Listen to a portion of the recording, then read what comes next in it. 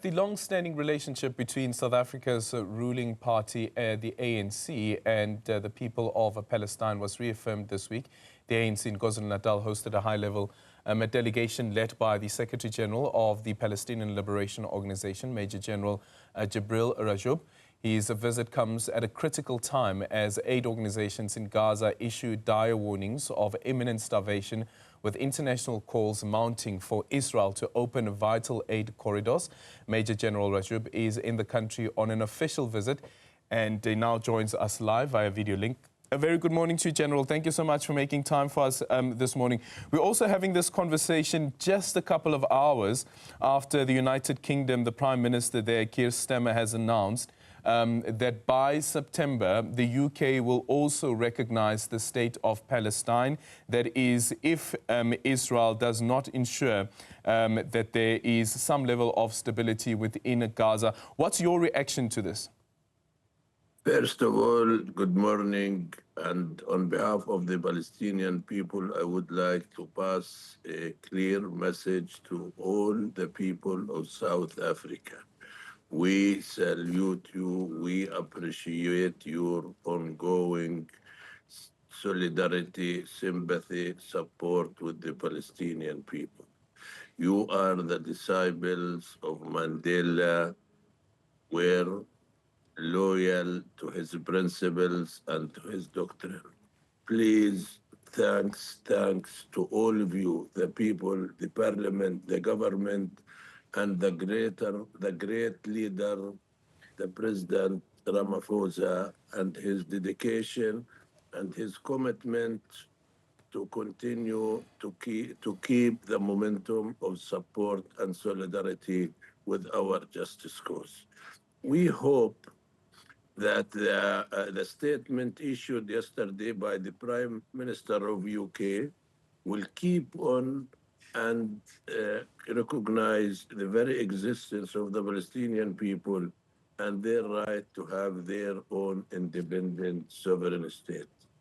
Such a decision or such a step is a great message to the Palestinian people to understand that their sacrifices, the atrocities, the genocide, the ethnic cleansing, the destruction of the whole society in Gaza, and the Israeli policy in the West Bank to liquidate and to negate Palestine from the political map, the suffocation, the confiscation of land, the creeping annexation of the Palestinian territories.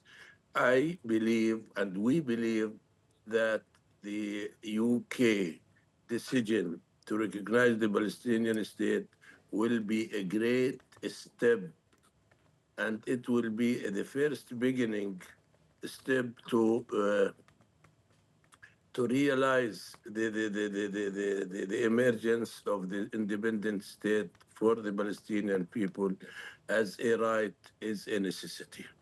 Yeah, and of course, this also comes just a couple of days after France as well has come out to say that by September at the United Nations General Assembly, we should expect an announcement that France too will recognize the state of Israel. There is no, the state of Palestine. There is no caveat compared to what the UK has, because the UK says unless Israel is able to take substantive steps to ensure that it ends the appalling situation in Gaza. But here's another G7 member, as France as well, that is speaking the language of recognizing the state of Palestine. As far as we know, and we were in direct, intensive dialogue with the French government, with the President of France during the last year. And the French position is more clear and solid to recognize the Palestinian state in September.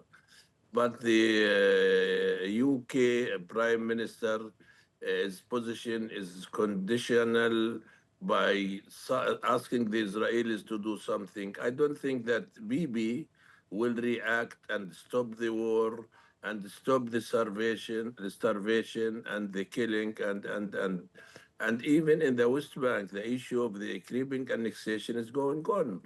As we hope that the UK will make their decision clear and raise a red card to the Israelis that it's the time now to recognize the very existence of the Palestinian people and their right to have their own independent state without any tactics and without any ambiguity in their position.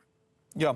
Another issue that we saw, a source speaking to ABC News saying that Prime Minister Benjamin Netanyahu is considering a plan to annex territories in Gaza if Hamas doesn't agree to a ceasefire plan. This is one of several options, according to a source that spoke to ABC News. What do you then read into this, also on the back of what happened earlier on this year with the US President Donald Trump saying that the people of Palestine should find other places to settle in Arab nations, including Egypt as an example? Yeah, brother, Netanyahu is behaving like the bully of the neighborhood. Netanyahu is the last edition of fascism and Nazism. His strategy is to liquidate, to destroy, to negate Palestine from the map. And he knows that the Palestinians in historic Palestine are more than 7.3 millions. 5.6 in the occupied territories since 67. And this is the nightmare for him. And his policy, either in Gaza, and I think it's clear, is to push them somewhere outside the Palestinian territories. And the suffocation policy in the West Bank and the Israelization policy in East Jerusalem is to push all the Palestinians out, out of the Palestinian territories. But the other face is that our steadfastness, our determination to remain in our homeland, there is no other place for us. We were born there and we will remain born. We will remain there. We will not give up. We will not surrender, and we will not forgive. And it's the time for the whole world, in particular to the UK and to the Americans, to stop the double standard policy. It's the time now to ask the Israelis to go back to their internationally recognized borders where they can enjoy security, so. But as an expansionist, imperialist, colonialist state, we believe that now it's the time to make justice for the Palestinians and for their right to enjoy self-determination. What Bibi says and what he is doing and what Trump dreams, this will never achieve neither security for the Israelis nor contribute to regional stability and the global peace. The only way to make business in this conflict is to recognize the very existence of the Palestinian people and their right to have their own independent sovereign state according to the UN resolution. And now it's the time to make justice in this conflict and to end this long and arduous conflict, which I think the impact is a real threat to regional stability and the global peace. Do you think that Hamas makes that achieving that justice elusive, considering the accusations that have come from Israel as well as the United States as well?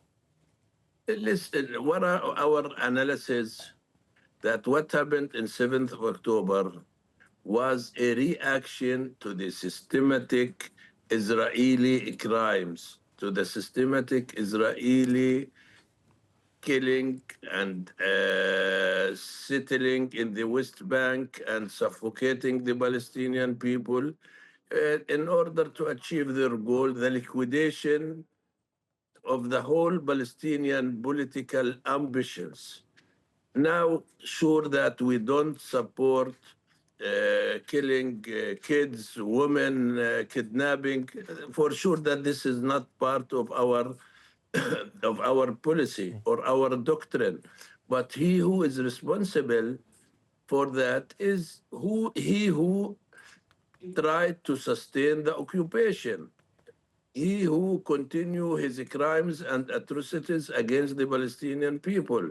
And the Israeli government is the only responsible for what's going on of suffering, whether it's for the Palestinians or some Israeli civilians who were killed on 7th of October. This is our policy, this is our position, and this is our understanding. And we think that today it's the time, it's the right time to say, let bygone be bygone and look forward and have mutual recognition. The Israelis have the right to live in peace and security within their internationally recognized borders according to the UN resolutions, and we have the right for the emergence of an independent, sovereign Palestinian state next to the state of Israel according to 67 borders with Jerusalem as its capital. This is the only way to make business in this so complicated, so long, and so arduous of this conflict. But what about the hostages? If Hamas decides to release the hostages, wouldn't that at least push us to a point of... I think, yeah, brother, I think that we have 15,000 hostages arrested by the Israelis without doing anything, and at least more than 7 or 8,000 of them, we don't know whether they are still alive or not. The issue of prisoners, the issue whether it's those who are in Hamas or in Israel, should be closed by releasing everybody for everybody. This is the only way, because we have prisoners since 85 of last century, more than 40 years, still in Israeli jails. Now it's the time to close this wound by releasing those for those and open a new chapter. All right. Otherwise, believe me, keeping here or there, this will be a tragedy for everybody. I myself spent 17 years in Israeli jails, and even in our delegation, a comrade by the name of Karim Yunus, he was released recently from Israeli jails after spending 40 years in jail. It's the time now, if we want to make historic reconciliation, it's the time, and it's a necessity even for the future, to pave the road for reconciliation, to release all prisoners, all hostages from both sides for the benefit of the both Israelis and Palestinians. Yeah. And finally, SG, what then do you make of how the world has responded to South Africa coming to stand by the people of Palestine, South Africa also taking the Israeli government to the ICJ, and the repercussions that have followed, also looking at the fallout between the United States. And this was even before Donald Trump, with Biden as well, Joe Biden. That fallout ensued back then when there was a pushback against South Africa's stance to have this genocide case before the ICJ.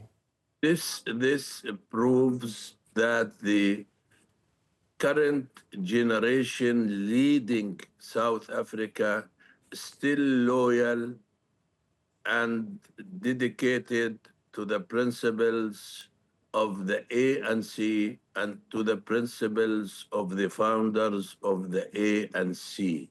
We appreciate that, and what they are doing is the right process and the right track to convince the international community that it's the time to stop and to raise red card to the Israeli fascist, racist, neo-Nazism, which I think is their policies, their expansionist policies, their creeping annexation of the Palestinian territories, the annihilation, the starvation against the Palestinian is the real threat for their existential for the existential of the state of Israel. And it's the time to reconsider, to recharge batteries and recognize realities. Believe me, what South Africa did is a good message on three directions: to the Palestinians not to lose hope, and to the Israelis to stop their unilateral aggressions and atrocities and the crimes against the Palestinians. And also, it's a clear message to the international community: it's the time to stop the double standard policy. We have one policy in Russia, Ukraine, and we have different policy when it comes to the Israeli expansionist unilateral aggressions, atrocities against the Palestinians. We appreciate that, and we salute all the South African people, including His Excellence the President, the ex-foreign minister, and the ex-minister of justice, and all the whole staff who volunteered, who initiated, and who brought Israel to ICC and ICJ. All right. Thank you so much for your time. Jibril Rajoub is the Secretary General for the Palestinian Liberation Organization. September is going to be a very interesting month.